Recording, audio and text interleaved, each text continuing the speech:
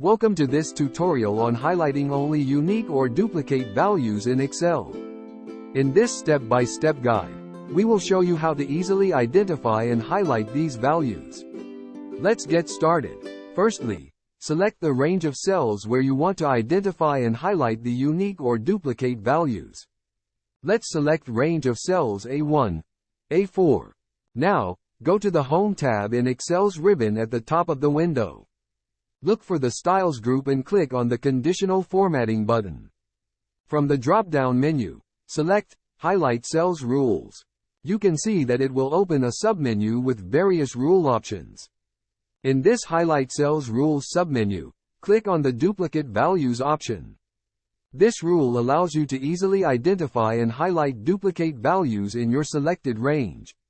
Then you can see that a dialog box will appear, asking you to specify the formatting style for the duplicate values.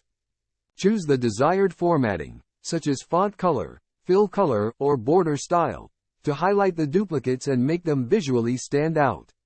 Let's choose green fill with dark green text option in this example. As you make changes in the dialog box, Excel will automatically show you a preview of how the formatting will appear on your selected cells. Take a moment to review and ensure it meets your requirements. Once you're satisfied with the settings and preview, click OK to apply the formatting rule to the selected cells. Excel will immediately highlight the duplicate values based on the formatting style you specified.